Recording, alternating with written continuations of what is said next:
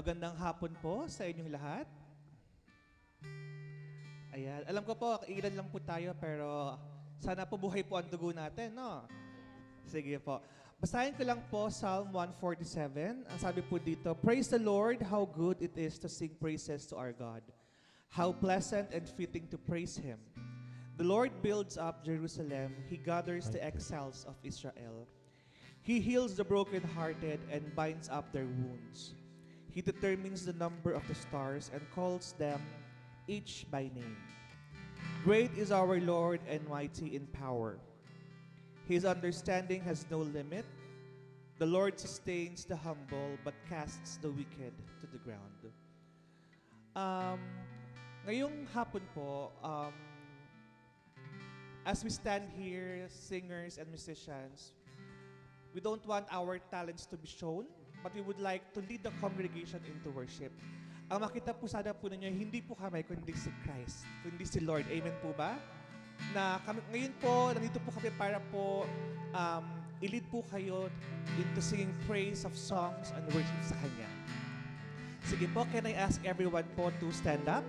And then, i-welcome po natin yung bawat isa. Pwede nyo pong kamayan, kawayan, ngitian ang bawat isa na nandito po ngayong hapon.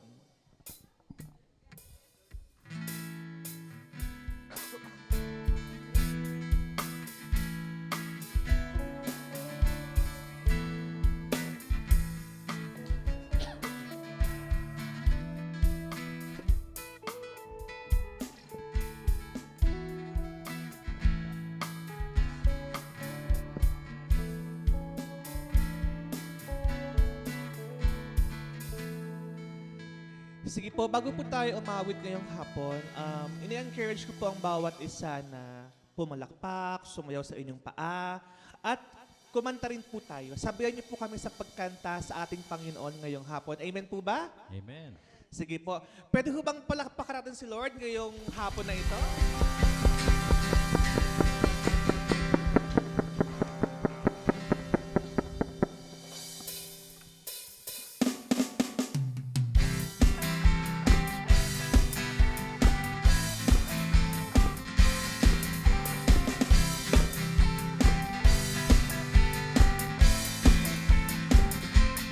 Oh, how beautiful are you, Lord. It's your word, it's your love. Oh, how glorious are you, Lord. It's your power, it was a cross that saved me and rescued me. Just a moment there to set me free. I give you glory, glory. I give you glory, glory. I give you glory, glory. Jesus, I give you glory, glory. I give you glory, glory. I give you glory, glory, Jesus.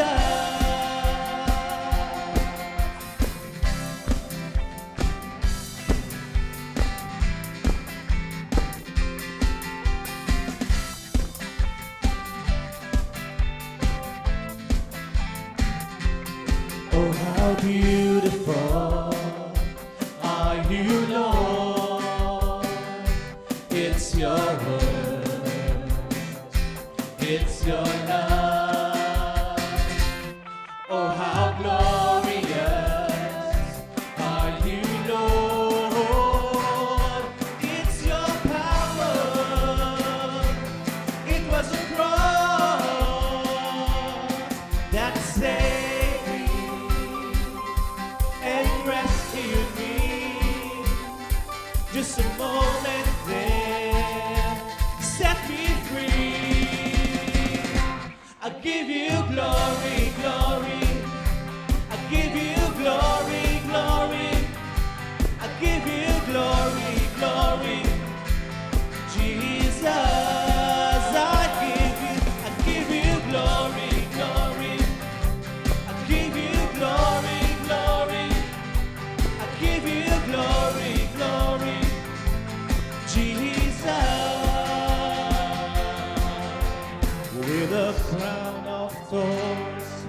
You became my king forever. With a crown of thorns, you became my king forever. With a crown of thorns, you became my king forever.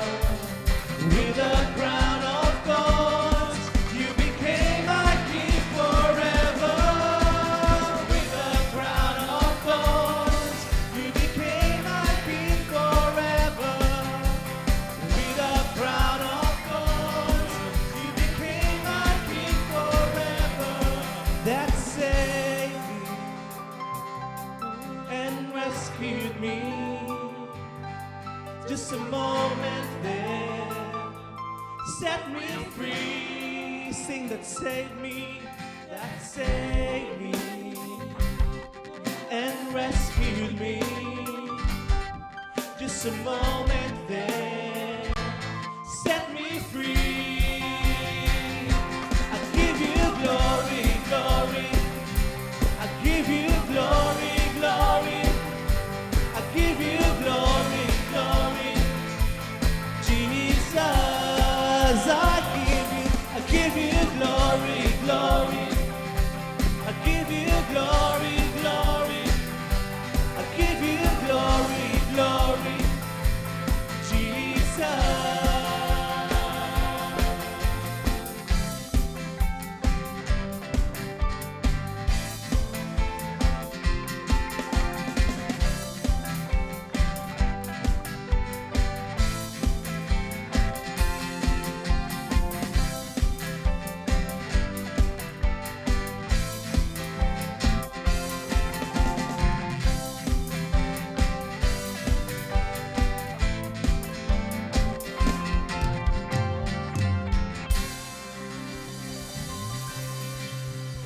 Yes, Lord, we give you glory, for you are holy, for you are the Prince of Peace.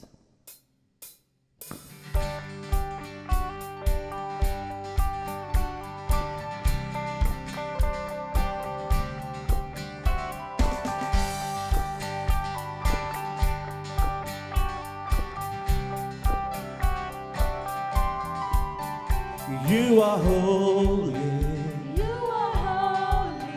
You are mighty. You are mighty. You are worthy. You are worthy. Worthy of praise. Worthy of praise. I will follow. I will follow. I will listen. I will listen. I will love you I will love you. all of my days. And I will sing to and worship the King who is worthy. And I will love and adore him. And I will bow down before him. And I will sing to and worship the King who is worthy. And I will love and adore him, and I will bow down before him. You're my Prince of Peace, and I will live my life for you.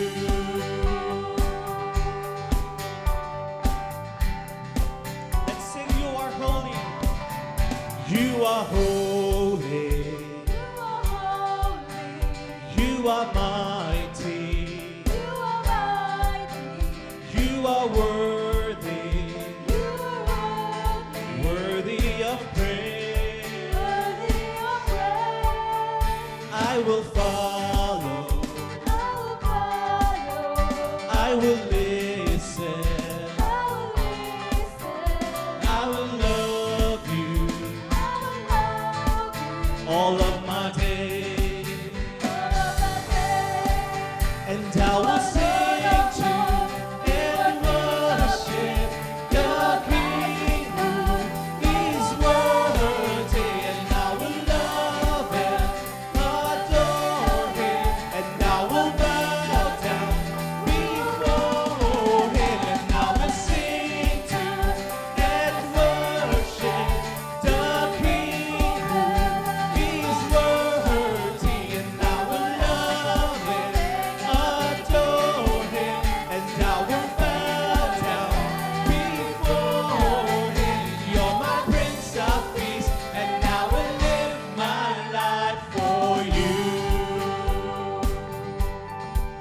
and I will sing to and worship the King who is worthy. And I will love and adore Him.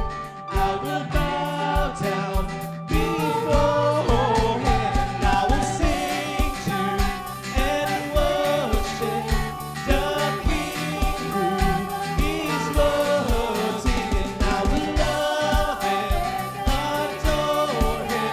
And I will bow down before Him. You're my Prince of Peace, and I will live my life for you. You're my Prince of Peace, and I will live my life for you. You're my Prince of Peace, and I will live my life for you.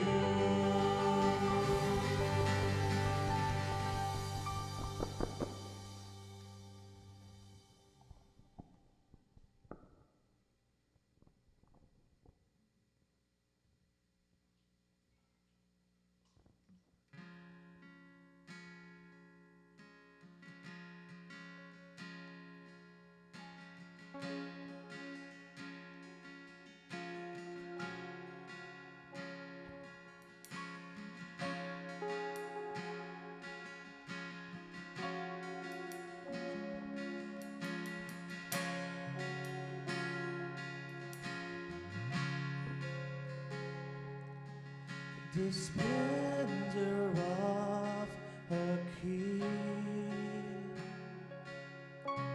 clothed in majesty, let all the earth rejoice, all the earth rejoice.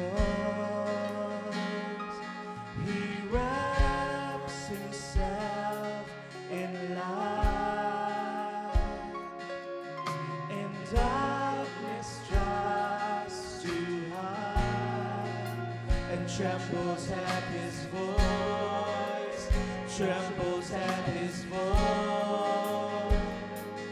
How great is our God? Sing with me, how great is our God? And all will see how great is our God.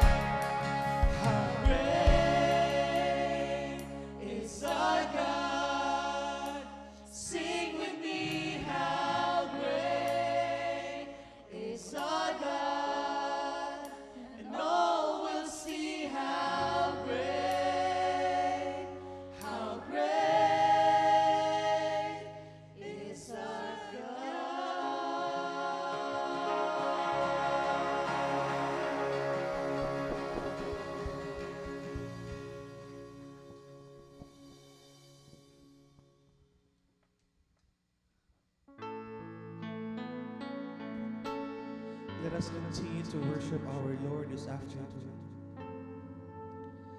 Let us continue to be in His presence. And let us continue to sing for Him.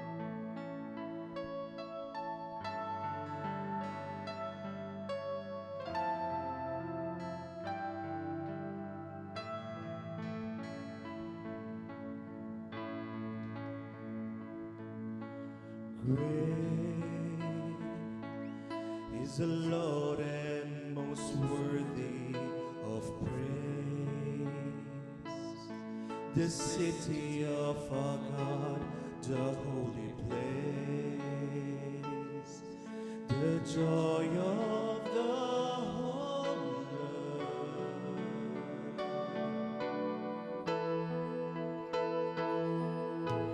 Great is the Lord in whom we have the victory. He aids us against the enemy. We bow down on our knees.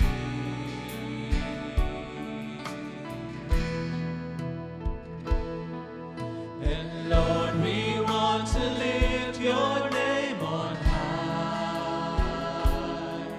And Lord, we want to thank you for the works you've done in our lives. And Lord,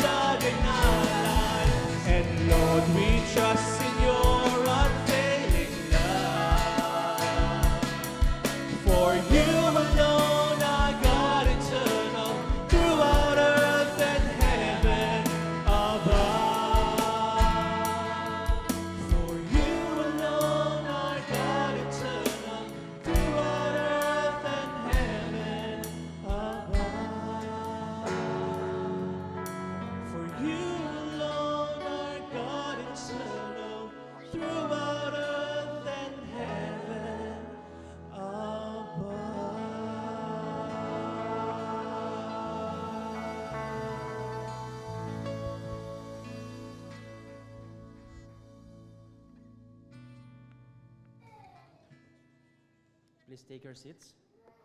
Let's continue to worship God in prayer. Our great God and Heavenly Father, we are in awe of your presence and your goodness in our lives. As we look back this past few days, Lord, we have seen how your hands has blessed us and sustained us sa lahat po ng aming mga kinaharap na mga challenges. Salamat po, Panginoon, because you are always with us, to lead us, to guide us, and to teach us, Panginoon. We thank you, Lord Jesus, because of your sacrifice, Panginoon, na naging dahilan upang kami po ay maging karapat-dapat sa presensya ng Ama. Thank you, Lord Jesus, because of your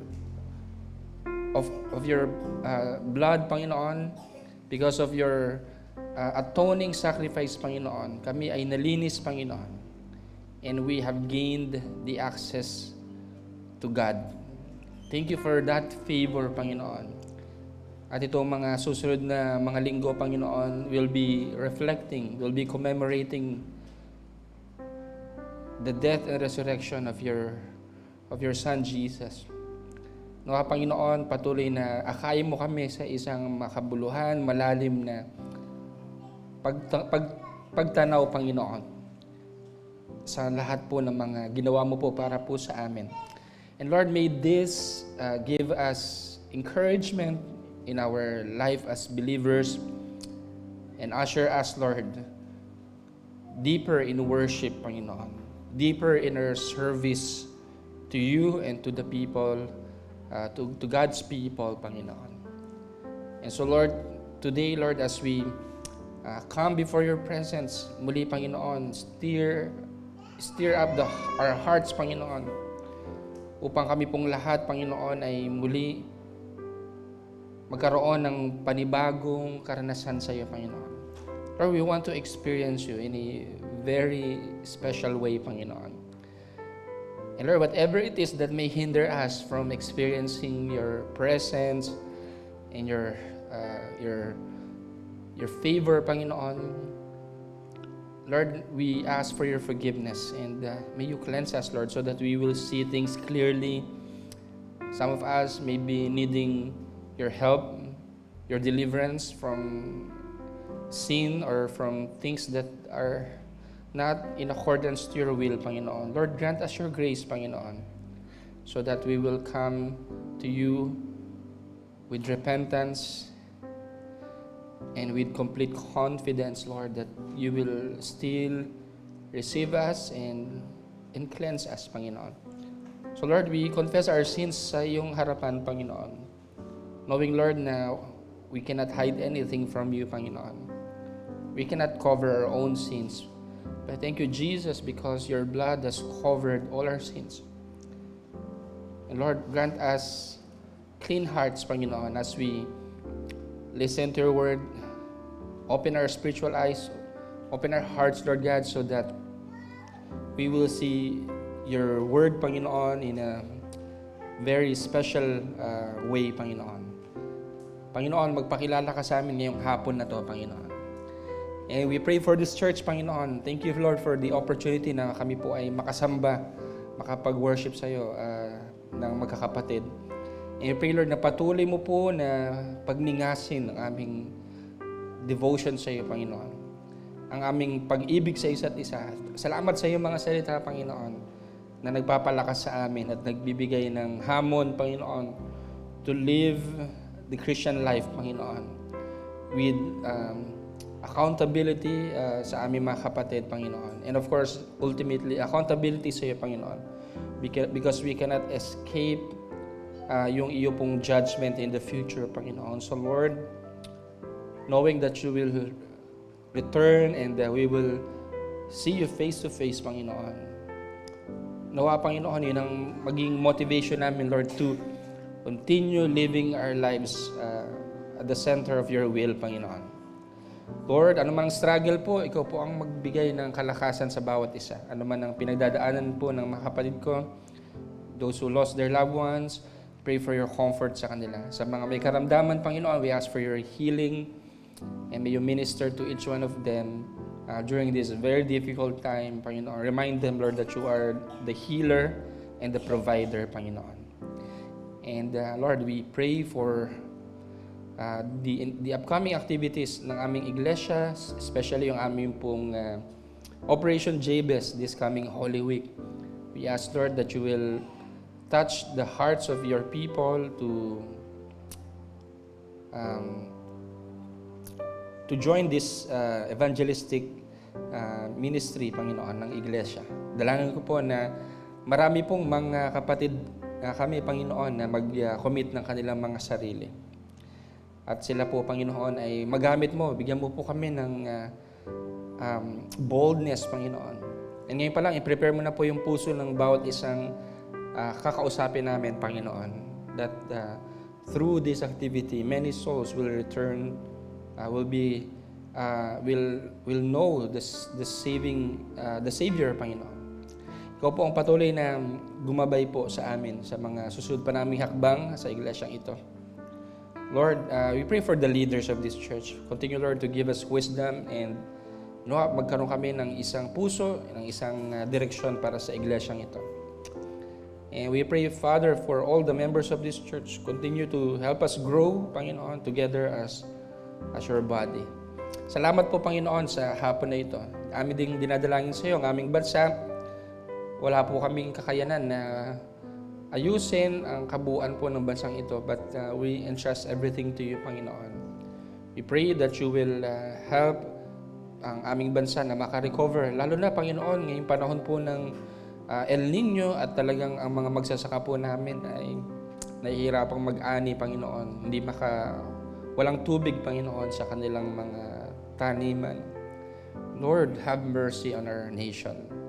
At nawa, Panginoon, ay i-grant mo po yung favor na magnumbalik po, Panginoon, ang mga tubig, Panginoon, sa mga lugar po na ito na sobrang nasasalanta, Panginoon, ngayon ng El Nino.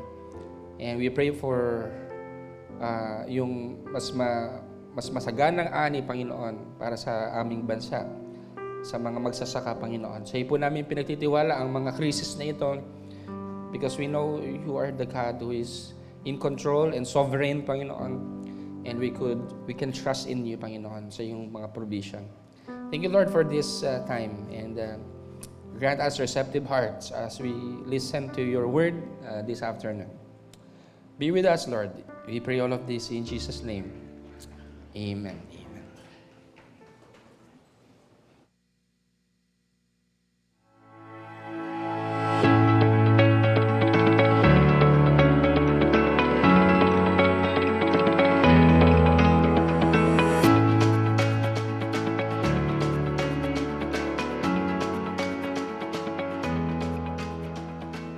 Life is a journey, and we believe it's meant to be shared.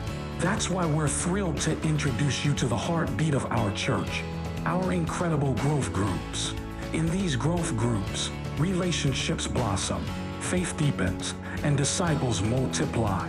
It's not just a gathering. It's a community where you're seen, heard, and embraced. Here's the beauty of it all. When you decide to join a growth group, you're not just enriching your own life. You're contributing to the growth and vitality of our entire church family. And we believe our church wins every time a person becomes part of a growth group. It's a win-win for all of us. Are you ready to take your spiritual journey to the next level? To form lasting connections and experience the joy of growing in Christ alongside fellow believers. Join a growth group today. Contact the following to discover the perfect growth group for you. Whether you've been with us for years or are just stepping through our doors, there's a place for you in our vibrant community. Let's embark on this exciting journey together. Because at GCF Santa Rosa, we believe that as we grow stronger together, we win together. See you in a growth group soon. Let us learn how we can experience Christ together.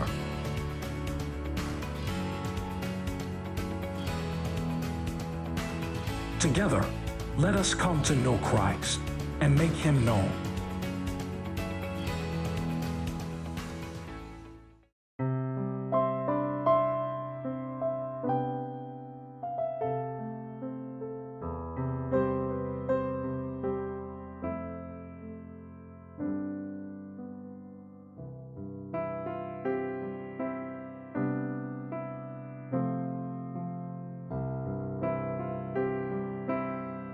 Welcome to Coffee Evangelism Ministry. Ito ang ministry na kung saan kami ay nag-share ng gospel, ng good news ng ating Panginoon, na kung saan ay share natin yung kaligtasan.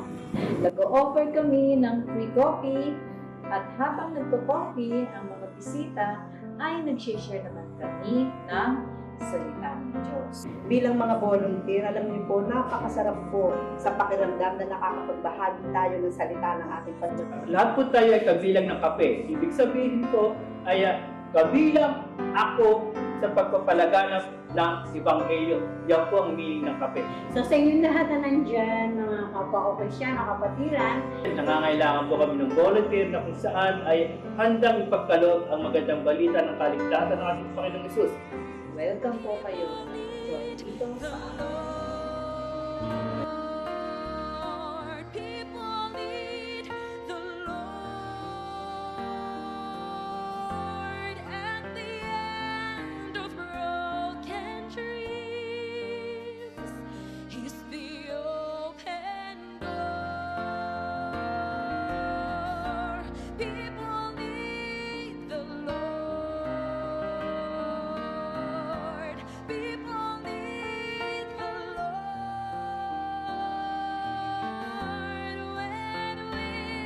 When will we realize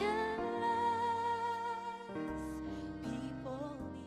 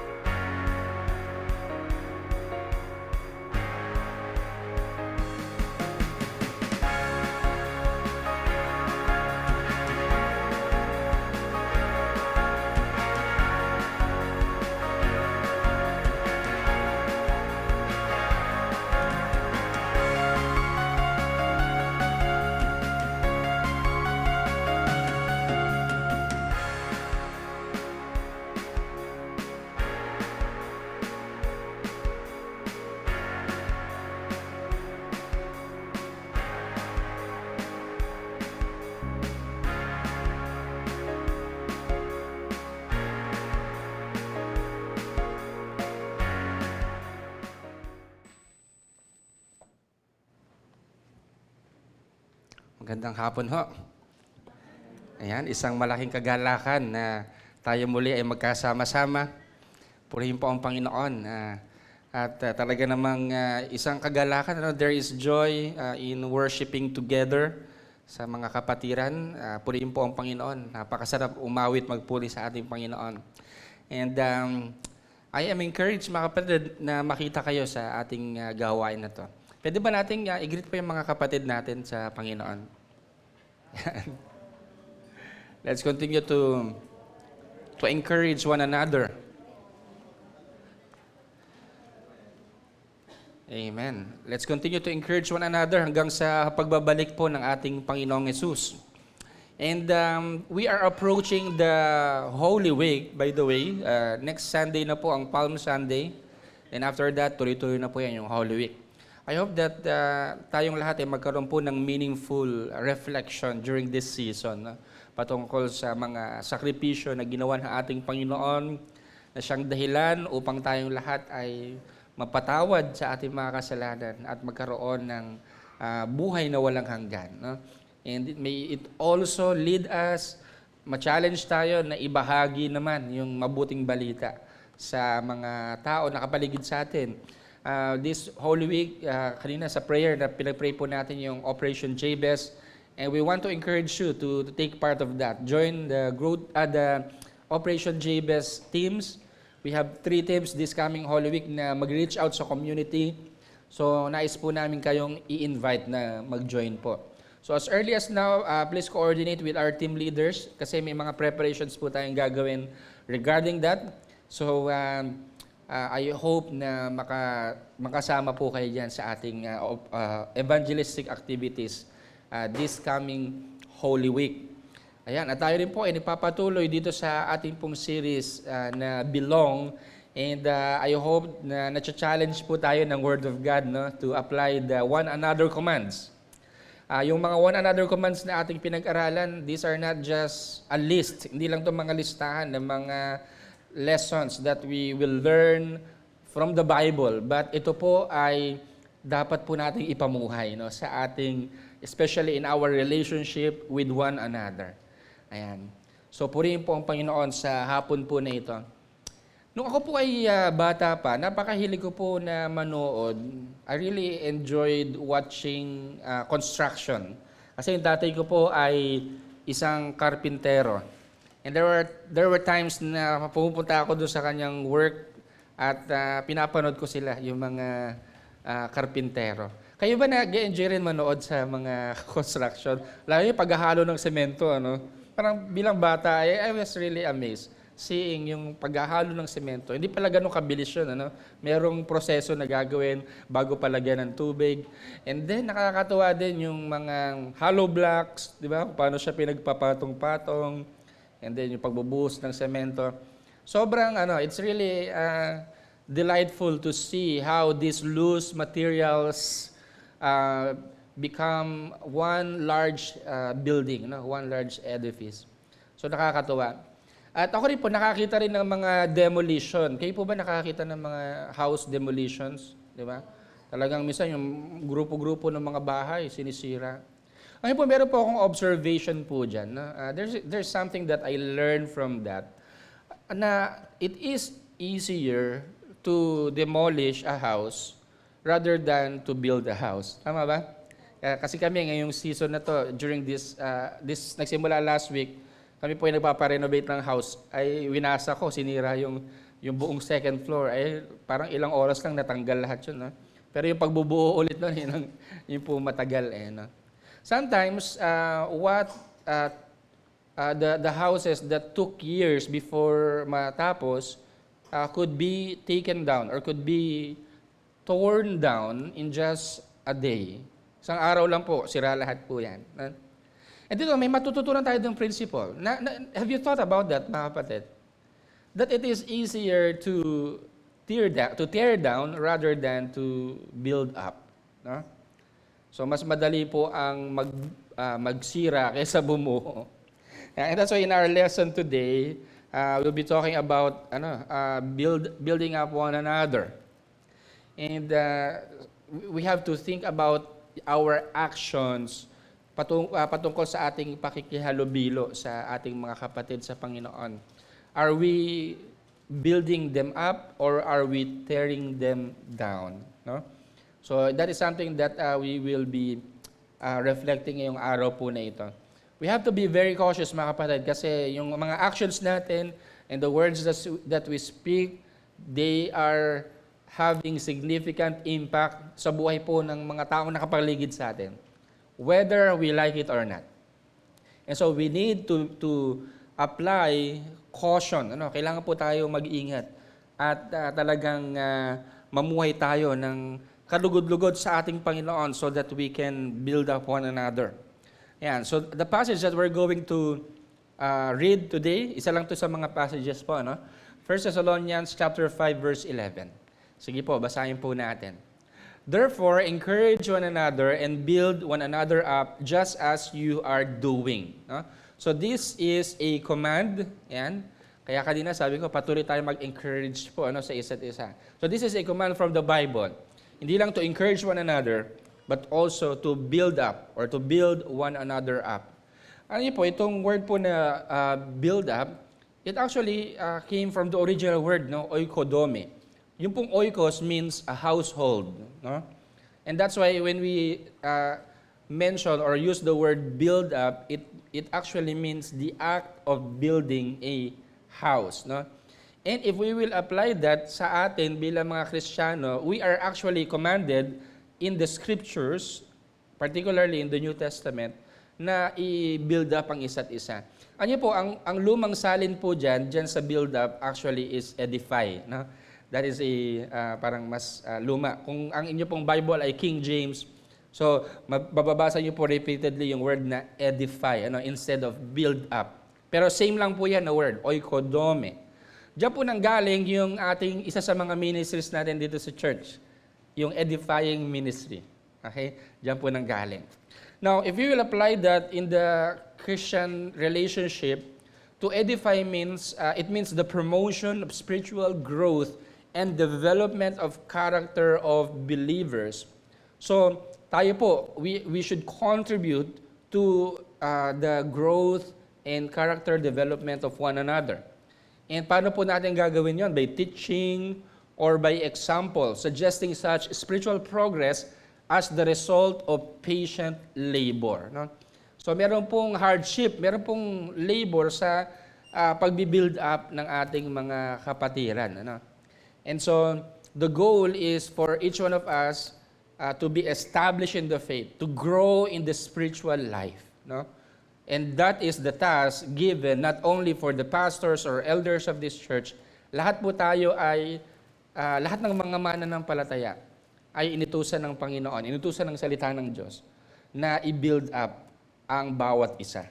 Okay? Now, today we will learn how we can really apply that sa ating mga personal life. Paano ba tayo magbi-build up ng ating mga kapatid sa Panginoon? How can we edify one another? The first is we need to use the scriptures to edify, no? So, ito medyo basic ito. Alam natin na ang paraan upang ang isang mananampalataya ay tumibay, lumago sa kanyang buhay Kristiyano is for us to continue to share the word of God to this person, no? So the scriptures is necessary, the Bible, no? Sabi po diyan po sa Ephesians 1 Thessalonians 5:11. By the way, ang context po nito is yung mga mananampalataya ay pinaalalahanan ni Pablo na magbabalik muli ang Panginoong Hesus. This is what is going to happen. In the future, Jesus Christ will return and then He will gather again the people of God and we will be with the Lord forever. Okay? So He was giving here a teaching. At ang sabi ni Paul sa kanila, let us continue to encourage one another with these words. Continue to build up one another just as you are doing. So the Word of God is vital in the upbuilding of every believer. And that's why, according to the passage last week, yung tinuro sa atin ni Elder Art, Colossians 3:16, di ba? Ang utos doon is, let the Word of God dwell in you richly, teaching and admonishing everyone with all wisdom, so that so yun po yung yun po yung command po sa bawat mga mananampalataya. Patuloy tayong lumago sa salita ng Diyos. That's how we can help one another to be built up, no? Yung salita ng Diyos. Wala tayong ibang instruments na pwedeng gamitin para lumago tayo sa ating kaugnayan sa ating Panginoon. And that's why we should not, hindi dapat natin isantabi ang pag-aaral ng salita ng Diyos at pagsasabuhay ng salita ng Diyos. So this should be central in the life of the church. And there are several passages pa na makikita natin from the scriptures. For example, Ephesians 4:15-16, rather, speaking the truth in love, we are to grow up in every way into Him who is the head, into Christ, from whom the whole body, joined and held together by every joint with which it is equipped, when each part is working properly, makes the body grow so that it builds itself up in love. So ginamit ulit yung word po na oikodome, which is edify. No? And the way to edify is, nag-start po dyan sa verse 15. We need to speak the truth in love. We need the Word of God to be at the center of our relationship with one another. Now, I will not explore this particular point because for several weeks, natutunan na natin yung importance ng Word of God in our dealing with one another. Tama ba? Natutunan natin, kailangan natin ng salita ng Diyos. Kaya nga, ini-encourage po namin kayo mag-join sa GG. Kaya nga nakakatuwa, marami na po ang nag-join sa GG. If you notice, during the final quarter of last year, Pag tingnan niyo po yung attendance ng ating GG, parang nasa 40 na lang, no? Pauti na lang pauti. Minsan, umabot pa ng 30, 20. Pero pag tingnan niyo po yung inyong handout or bulletin, pansinin niyo po, no? Nag-increase po, no? Parang 50% na ng mga kapatid natin o mga attendees natin ay uma-attend po ng GG. Alam niyo po, ang target natin, hindi lang po 50%. We want everyone to really join GG. So, we want 100%. I hope maabot natin yon. Lahat tayo maging bahagi ng buhay ng isa't isa. We have to be accountable with one another. We should help one another grow in the faith, build them up in the faith. And that means putting the Word of God as the center or at the center of our growth groups, of our relationship with one another. Okay, may that be our goal, mga kapatid. If hindi ka pa part ng GG, ay mag-part ka na po ng GG, kasi yan po ang way para po tayo higit na lumago. Now, we will proceed to sa second part. Another way to build up or to edify other believers is using the right words, no? Using the right words. And alam niyo po, yung mga salita po natin na nanggagaling sa bibig natin, this is very crucial in building up other believers. Sabi po sa Ephesians 4:29, "Let no corrupting talk come out of your mouths, but only such as is good for building up, as fits the occasion, that it may give grace to those who hear." Now, nabanggit po dito yung word na oikodome or building up regarding yung sa pagsasalita natin, pagbibigkas natin ng mga words or yung pakikipag-usap natin sa ating mga kapatid sa Panginoon. And I think if there is a word here that we should highlight in order for us to understand this text, the key word there is yung word na but. Ano po ibig sabihin ng but?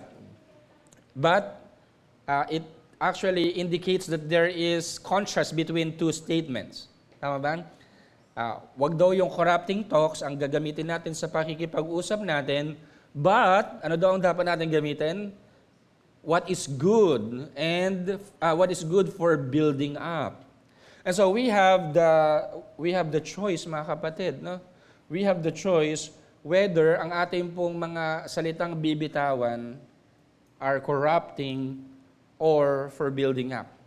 So our words can either build up or tear down. No? We have the choice, mga kapatid. And the problem is many Christians are not actually aware of the words na they utter. No? Sometimes, nagsasalita lang tayo, di natin pinag-iisipan yung mga sinasabi natin bago natin po sabihin. But here, the Apostle Paul says, wag ang mga lalabas sa atin na mga salita ay yung mga corrupting talks. Mga salita na nakakapagpahina sa kalooban ng ibang mga mananampalataya instead na magpalakas sa kanila. Alam niyo, hindi lang sa church, but especially even in the families, marami tayong mga salita na narinig na talagang nakasakit, nakadiscourage sa ating kalooban. Tama ba? Narinig niyo na ba yung mga salitang, wala kang kwenta, di ba?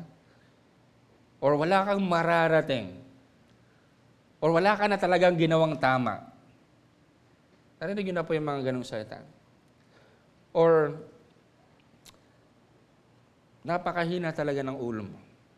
Alam niyo, yung mga salitang to as a child growing up, na yung mga salitang naririnig mo ay puro nakakapagpahina ng kalooban. Alam niyo, nagsumusugat din po yan sa puso ng mga bata. And we are not aware sometimes na yung how our words na binitawan natin sa mga tao, particularly sa ating mga loved ones, can wound them.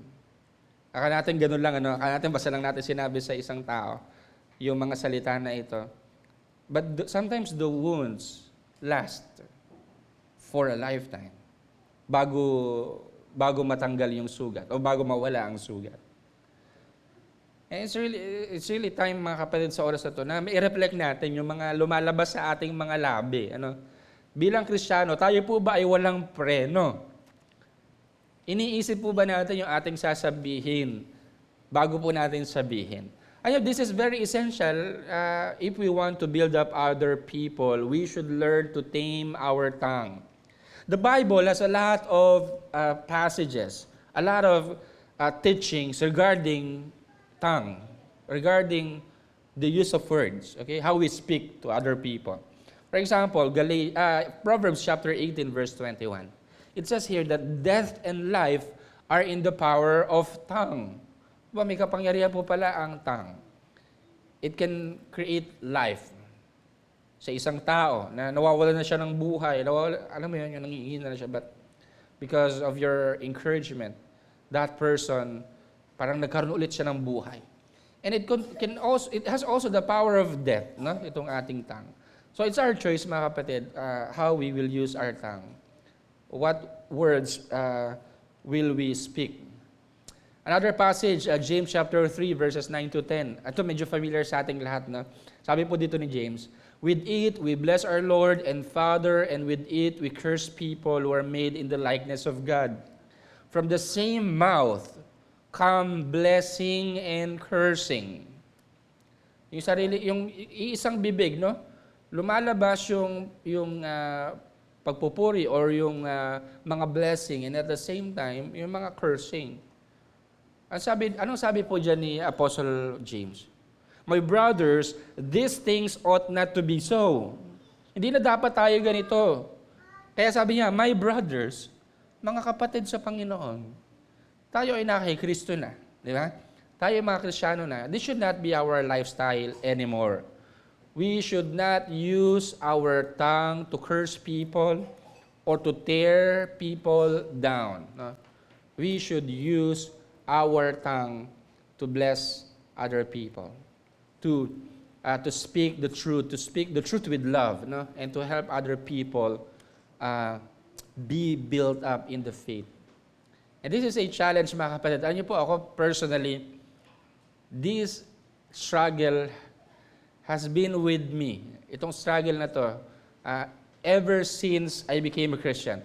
Nung ako po hindi pa Kristiyano, people know me na napakasakit ko talaga magsalita. Alam mo yun, parang may blade. Hiwang-hiwa eh. No? Yung tao nakakarinig yung salita ko before. Di ko alam, siguro kaya hindi ako masyado maraming kaibigan nung high school. Sobrang sakit ko po magsalita. Usually, mapanlait din ako. No?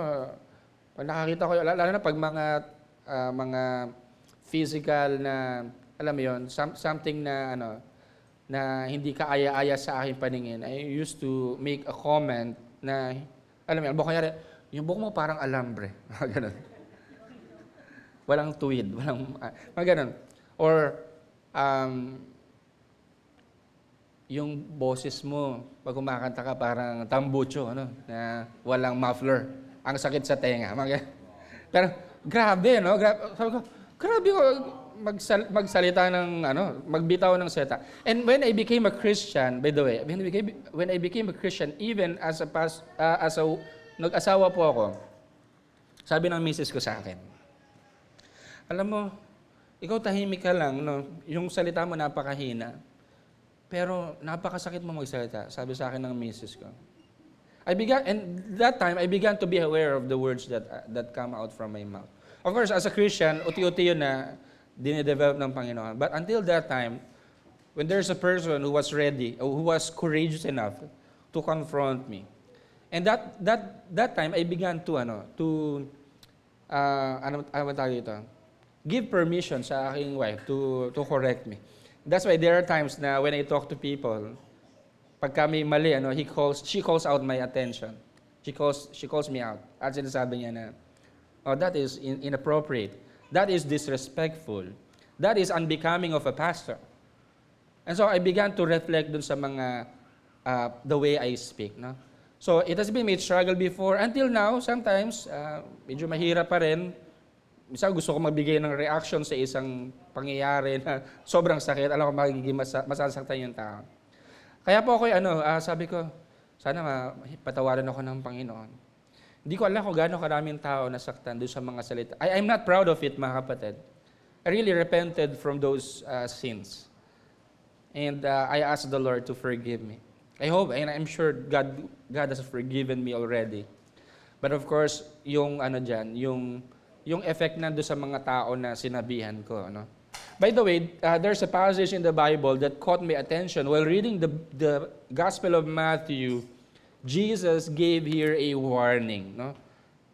Sabi niya dito sa Matthew 12:36 to 37, I tell you, on the day of judgment, people will give account for every careless word they speak. For by your words, you will be justified, and by your words, you will be condemned. This is a very heavy statement from Jesus Christ himself. And the context of this passage, this is given particularly to the religious leaders who were questioning Jesus. Gumawa siya ng mga miracles, no? Sa harapan ng mga Pariseo, sa harapan ng mga religious leaders.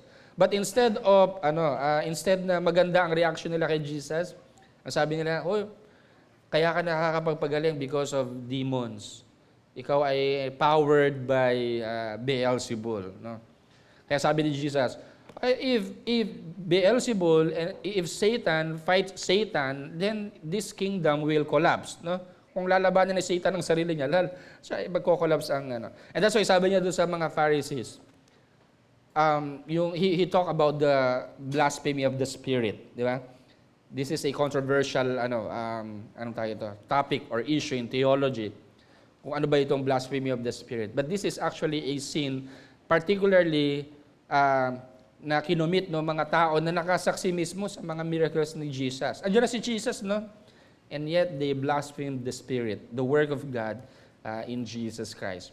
And so sabi ni Jesus sa kanila, on that day of judgment, ito hindi aware maraming tao, but sabi ni Jesus, we will give account to every word that came out from our mouth. And so we need to be very careful, mga kapatid. Merong judgment. No? Kaya kailangan maging maingat po tayo sa mga salita na binibitiwan natin. Sabi ng isang sikat na theologian, let us examine our speech habits for careless words and then resolve to build up every person we meet, especially our children. No? So dapat daw ay ini-examine natin. Titignan natin yung mga salita natin kung ito ba ay nakakasakit. Why? Because a word of encouragement can make the difference between giving up and going on. Giving up and going on. So, because of the words that we speak, people may either give up or go on as Christians or as followers of Christ. And so, the challenge is how we should build up or edify one another. Ito, magandang tanong ito sa ating before we speak. No? Always think about this. Is this edifying? Is this going to build another person up? Or is it going to tear them down? No? Mahalaga po, i-reflect po natin yung bawat words na lumalabas po sa atin. Sabi nga, always think before you speak. By the way, this is the most basic rule. Tama ba? Kayo po ba nagsasalita, iniisip niyo yung sinasabi niyo kung anong effect na doon sa taong kausap niyo? Siguro if you are an immature person, yung childlike pa lang, hindi mo pa alam, parang yung ganun din yung character ko before. Basta salita lang ako ng salita. And I don't care about what people will feel. No? But as you grow as a follower of Christ, as you grow in your spiritual maturity, you begin to think about the words na lumalabas sa iyong labi. So this is the most basic rule, mga kapatid. Whether you're a Christian or not, you're a follower of Christ, or you're just an ordinary human being, thinking before we speak is necessary. Tama ba? So kailangan po pag-isipan natin. And when I say speak, I'm not only referring to the words that come out from our mouth during the face-to-face interaction. Because there are virtual words. Alam niyo po yung sinasabi ko, mga online natin na pinapost natin. Ingat po tayo, mga kapatid. Uso na po ngayon ang mga oral defamation, cyber libel, and sometimes we are not aware, we are propagating yung mga lies. Minsan may mga tao, gusto lang nilang siraan yung isang tao. Tayo, hindi naman natin alam yung story. Sometimes we share and we comment, we easily judge a person na hindi naman natin kilala. So it's easy for us to, alam mo yun, yung magsalita ng mga salita in online. Ito ay galing sa ating mga puso. these are words that actually tear people down. Na alam mo yun, yung isang tao, all his life, gumagawa naman siya ng mabuti para sa kanyang kapwa. And then, may isang pagkakamali siya, ano? Ayun, ang tawag doon ay cancel culture. Agad-agad, hated na siya ng buong mundo, di ba? Na nakakaawa naman yung ganung mga pangyayari. But this is common in our time today, no? Maraming mga nagiging victim ng cancel culture. Why? Because people speak.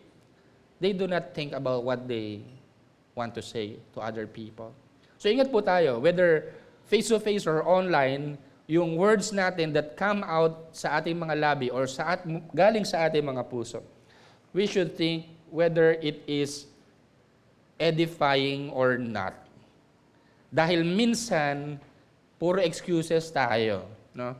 Sinasabi natin, I'm just being honest. Kaya okay lang nasabihan ko yung isang tao, ang pangit ng itsura mo. Di ba? I'm honest? Is that really honesty? Or is that rudeness? Is that being, truthful? Or you are being inconsiderate of other people's feelings? Do not ever, wag nating i-cover nung salitang, honest lang naman ako, yung salitang binibitawan natin na hindi natin pinag-iisipan. It's an immature act, mga kapatid. If we keep on, excusing ourselves, and ganito talaga ako magsalita, dapat masahin na kayo. It's like telling people, mag-adjust kayo sa akin, kasi ganito ako magsalita, masakit ako magsalita, pero huwag kang masaktan. Huwag kang masaktan kasi masakit ako magsalita talaga. It means you're thinking that all the people around you should adjust to the way you speak. So always think before you speak po, mga kapatid. Again, as I told you earlier, our words have the power to build or to destroy. So always choose what is edifying for the people who will listen or who will hear our words. Ang sarap kaya makarinig ng isang tao, nag-i-struggle siya, pero nagpapatuloy naman siya sa Panginoon. Yung encouragement, no, kapatid, I really, I am blessed dun sa yung progress in the spiritual life. I am so proud of you. Diba? Lalo yung mga anak nyo, mga kapatid, gusto-gusto nilang marinig yan, ng mga anak nyo po. Anak, alam mo, I am proud of you. I am so blessed as a father to have you as my child. Ano po, nakaka-build up yun ng identity, lalo na sa isang kabataan. No? Of course, if there is wrong action, there is a time for correction. We talk about that twice na, 2 weeks na tayo nag-uusap about admonishing one another. That is correcting and reminding them of the Word of God. So there is always a place for correction. If there's a person na talaga nakita mo na namumuhay ng salungat sa kalooban ng Diyos, you can correct that person. But what I'm referring here is, yung mga komento, mga lumalabas sa ating mga labi, mga kapatid, is it edifying? No? Is it helping that person progress in the spiritual journey? I want to proceed with the third, yung third lesson here, and we need to use the appropriate deeds to edify. Yung ating pamumuhay, kinakailangang pakaingatan natin kasi pwede itong maka-build up or maka-tear down ng mga mananampalataya. Pwedeng mga hindi mananampalataya. If you identify yourself as a Christian, you say to the people around you, I am a Christian. Beginning that day, ito ang i-assure ko sa iyo, kapatid. All the people there will observe the way you live. Whether you notice it or not, they are watching you, mga kapatid. Tinitingnan nila paano ka mamuhay, paano ka mag-react sa mga circumstances. People are watching us as believers. And sometimes, alam nyo, kaya pala may mga tao na-disappoint sa Christianity kasi nakita nila, ikaw bilang isang Kristiyano, probably na natisod siya sa ating the way we live. So we need to be very careful, mga kapatid. No? Sabi po ni Paul sa Romans 14:19, "So then, let us pursue what makes for peace and for mutual upbuilding." Ang ginamit po dyan na word ay oikodome. No? So, ang dapat daw nating i-pursue ay yung merong mutual edification, according to the passage. "Do not for the sake of food destroy the work of God. Everything is indeed clean, but it is wrong for anyone to make another stumble by what he eats." Now, as we read the passage, parang unang basa natin dito sa verse po na ito. Hindi ba parang ang OA naman? No? Kumakain lang naman natisod na agad.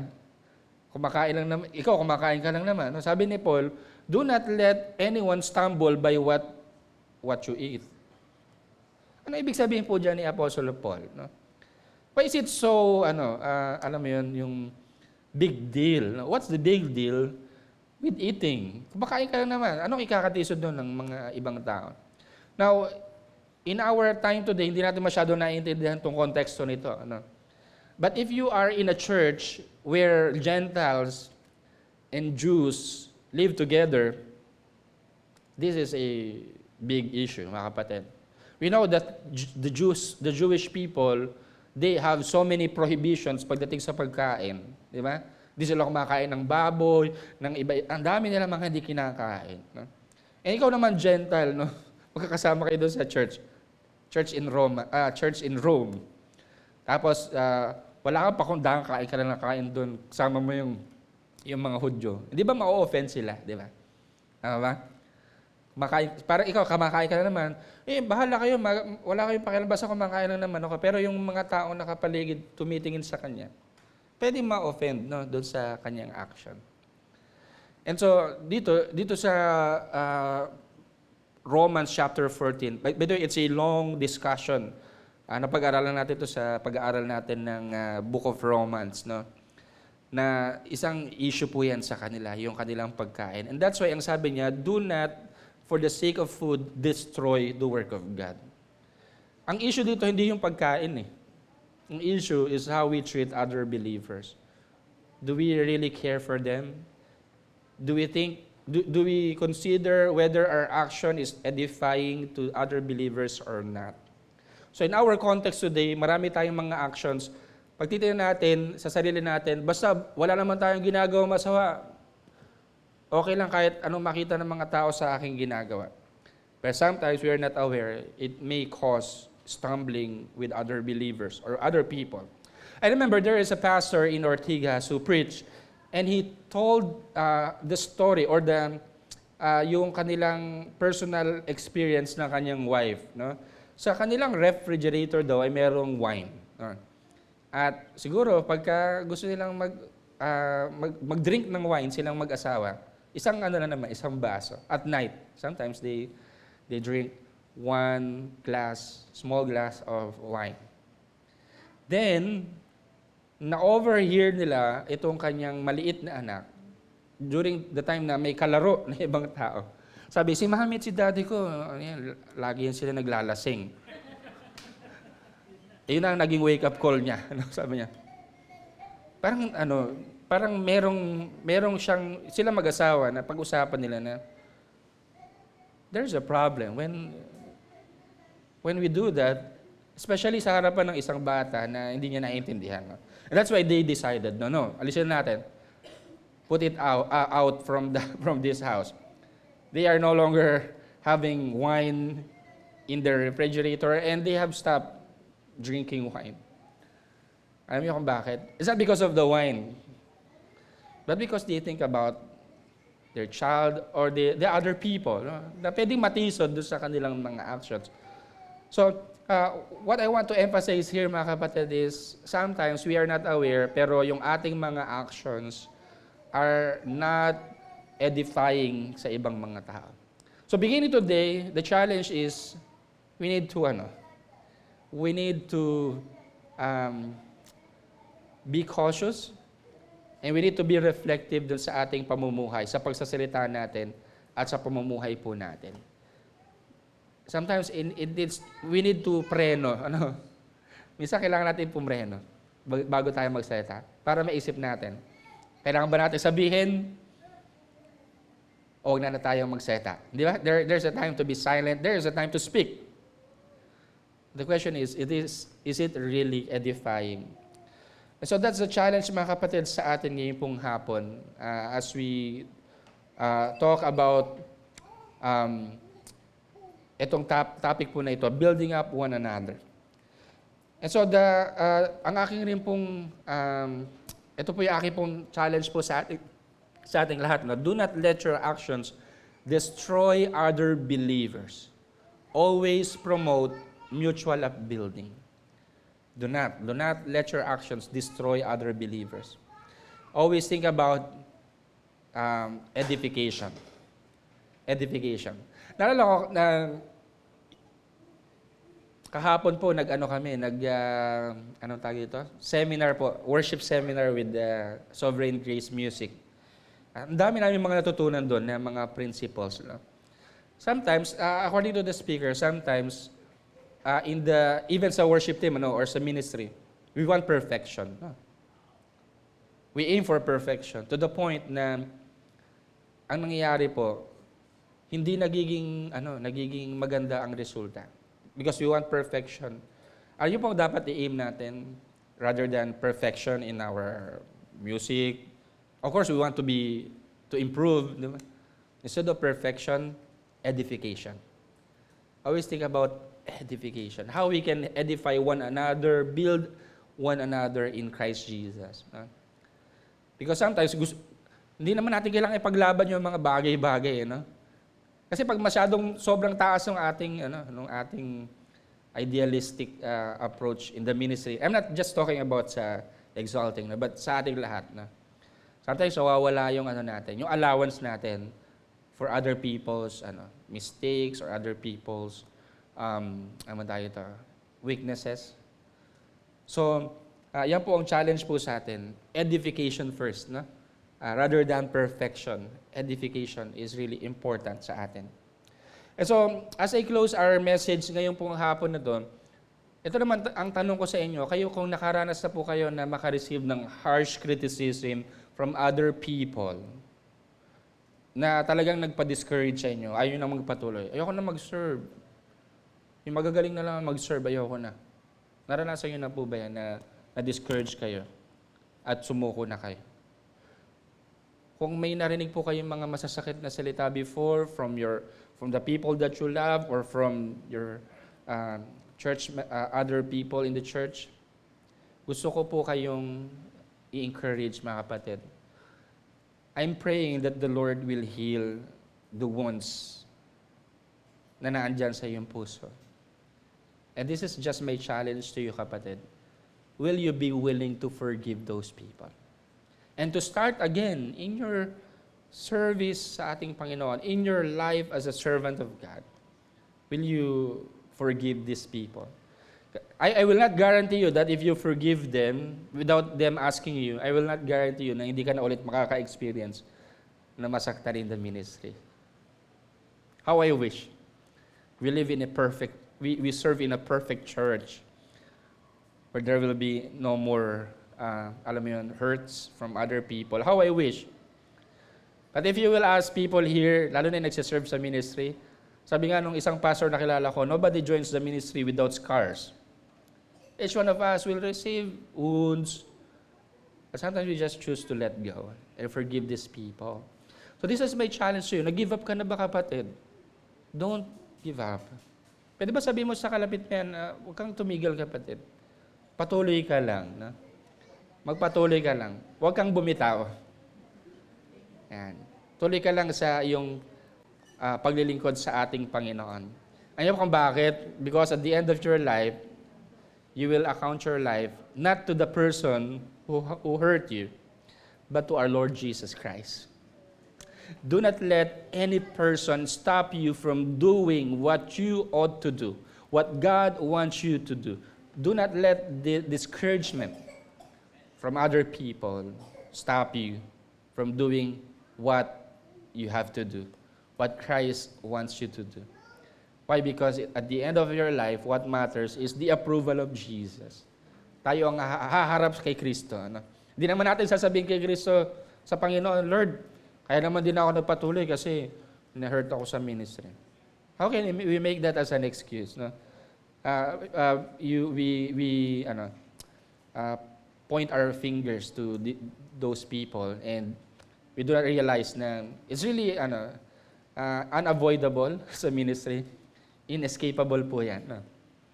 Medyo kung balat sibuyas tayo, medyo tayo bilang mga lingkod ng Panginoon. No? Sometimes we will be hurt, but let's continue to serve the Lord, regardless of what other people will tell us. And so that's may challenge sa atin, mga kapatid. And imagine if each one of us will have the commitment to build up one another. Ano po, I am very sure, 100% guarantee, people will flock this church. They would love to be here. No? If we will learn how to build up, how to serve, and how to admonish, to love and care one another. I hope yung mga principles na natutunan natin this past few Sundays ay talagang may ilapat natin sa ating pakikitungo po sa isa't isa. Tayo po ay manalangin po, mga kapatid. Father God, we thank you for your word ngayong hapon na to. Mahirap, Panginoon, na magpatuloy knowing, Lord, that we hear words that are discouraging at times, Lord. Hindi naman lagi, Panginoon. But there are times na talaga ang sakit, Panginoon. It's really so hurtful, Panginoon, to be in the ministry. Lord, may you heal the wounds na nasa puso po ng mga kapatid namin na ito. Lord, kami rin naman, sa mga salita na binanggit namin sa aming kapwa na talagang nakasakit sa kanila, whether intentionally or not, Panginoon. Lord, patawarin mo po kami. Grant us your mercy, Panginoon. And help us to grow in the way we deal with one another. That there will be love, that we will pursue mutual upbuilding and edification. Lord, have mercy sa amin, Panginoon. Salamat po sa iyo pong mga salita. Ito pong aming dalangin sa pangalan ni Jesus. Amen. Amen. Purihin po ang Panginoon. At today, tayo po ay patuloy na sasamba sa ating Panginoon sa pamagitan ng ating po mga kaloob sa ating Panginoon. Let's be reminded na tayo nagbibigay hindi dahil kailangan po ng Diyos ng ating mga resources, but because we are overflowing with thanksgiving sa lahat ng mga pagpapala ng ating Panginoon. Ano, hindi naman po tayo ang una nagbibigay. No? It's always God na nagbibigay po lagi sa atin. And as we receive blessings from the Lord, He wants us to develop also generosity, the heart of God, no? Na matuto rin tayo na magkaloob. Tayo po ay manalangin at let's also thank the Lord for His provision. Father God, thank you for all your blessings. Thank you for the financial resources, for the strength na binibigay mo sa amin bawat araw. Thank you for healing our sickness para makapagtrabaho po kami. Salamat po sa lahat ng mga blessings mo. And may you be pleased, Panginoon, sa amin pong pagkakaloob ngayong hapon na ito. Salamat po. Ito pong aming dalangin sa pangalan ni Jesus. Amen. Amen.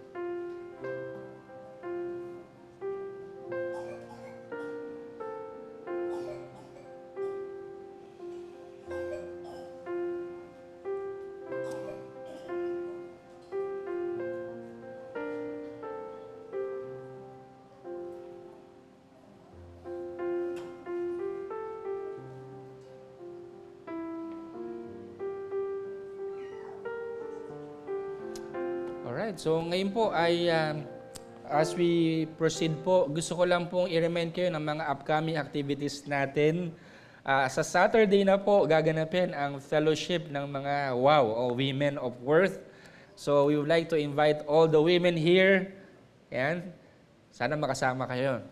Yung mga husband na narito, pakisuportahan niyo po yung mga asawa. Bigyan niyo ng baon. At kung wala po silang damit na pang fitness, baka pwedeng bilan nyo rin. No? Huwag po kayong magsuot ng masyado maiksi at baka kung ano makita po. No? So, we want to invite you all dito po sa Fitness for Jesus. Yeah. So, I'm sure, mga kapatid, ang mga kababaihan natin, masaya po magkakasama yan. No? I'm sure that This will be fun and of course, kailangan natin alagaan po yung ating kalusugan. No? Ayan, so sana makadalo po kayo. March 23, this coming Saturday, 12 noon, dito po gaganapin sa ating worship hall. Para naman po sa mga flux po natin or young professionals, you will be having fellowship this coming Sunday. Hindi po Saturday, no? March 24, Sunday, 4:30 p.m. For all the youth po naman, sa mga kabataan natin, there will be District 4 or District 1 Youth Fellowship sa Pasita. So kung kayo po ay isasama, makiko-coordinate kayo sa mga youth corps po natin. Yan. Kanina sina Kuya Luke, yan, sila po ang kumukuha ng mga list ng mga magjo-join po sa District 1 Fellowship next Sunday. Ito po, na-announce ko na po kanina. We want to encourage you to join our Operation Jabez, which will start sa Holy Week. Thursday, Friday, Saturday. 3 araw po yan. Pero, yung Holy Week po yan, no? Thursday, Friday, Saturday. But, Wednesday night, magkakaroon po ng orientation and prayer dito po sa ating worship hall. So ngayon pala po, makipag-coordinate na kayo sa mga team leaders natin. Sino po ang mga team leaders natin? Lahat po ng mga elders po natin ay team leaders. So we have 3 teams going out dito sa community natin. Meron dito sa Tagapo, sa Makabling at sa mga kalapit pang barangay. And then meron po doon sa sa Kalamba. Yan, yung outreach natin. Mag-OOJ din po tayo doon. Alright, so ngayon po gusto natin i-welcome ang ating mga first-timers. Meron po bang mga first-timers po tayo? Pwede pong tumayo. Wala pong first-timers. Ayan, sana po after OJ, no, marami tayong ma-invite ng mga bagong mga attendees. Happy birthday po sa ating mga celebrants, si Elisa de la Cruz at the back, together with Ate Au, birthday din nila. Oh, kayo dalawa may birthday. No? At saka po si Ate Celi Madriaga, at si JK Miguel Manabat. Si Miguel Manabat, yan. Happy birthday po sa inyong lahat. Also, kay Ate Cynthia Pagiringan, ang ating pong Coffee Evangelism Head. Si Marjorie, Sister Joy Cantos. Yan pala ang pangalan ni Ate Joy, no? Marjorie. And si Luke, Brother Luke Colcol. Happy birthday po sa inyong lahat. Okay, so meron po bang mga celebrants? March 18 po pala, birthday ni Ate Babette. Baka ma-greet nyo rin siya, paki-message nyo po siya. March 18. Happy birthday po sa lahat po ng ating pong mga celebrants. Okay, so ano pa bang announcement natin? I think that's it. Tayo pong lahat ay tumayo at let's end our time together in a word of prayer. Marami pong salamat, Panginoon, sa iyong mga salita. Nawa po ay mai-apply po namin ito in our relationship with one another, Panginoon. Lord, continue to be gracious to us. And at the same time, Lord, may we also be gracious to other people. Patuloy, Lord, na i-empower nyo kami at samahan, Panginoon, sa aming spiritual journey together as one family of faith. Salamat po. Now to Him who is able to keep you from stumbling and to present you blameless before the presence of His glory with great joy, to the only God, our Savior, through Jesus Christ our Lord, be glory, majesty, dominion, and authority before all time, now and forever. Amen, amen, amen. Maraming salamat po and God bless po mga kapatid.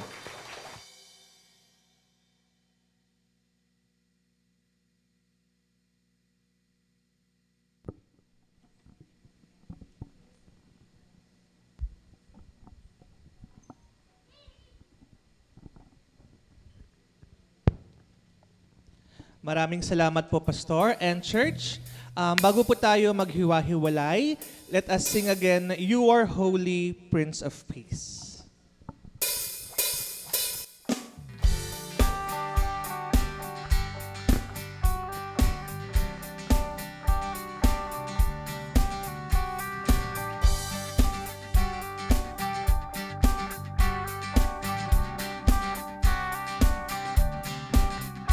You are holy, You are holy.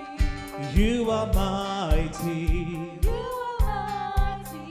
You are worthy, You are worthy of praise. worthy of praise. I will follow, I will follow. I will listen, I will listen. I will love you I will love you all of my days, all of my days. and I will sing to and worship the King who is worthy, and I will love and adore him, and I will bow down before him, and I will sing to and worship the King who is worthy, and I will love and adore him, and I will bow down before him. You're my Prince of Peace, and I will live my life for you. And I will sing to and worship the King who is worthy, and I will love and adore him, and I will bow down before him, and I will sing to and worship the King who is worthy, and I will love and adore him, and I will bow down before him. You're my Prince of Peace, and I will live my life for you.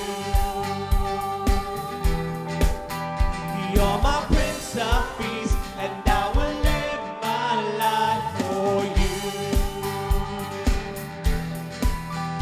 You're my Prince of Peace, and I will live my life for you.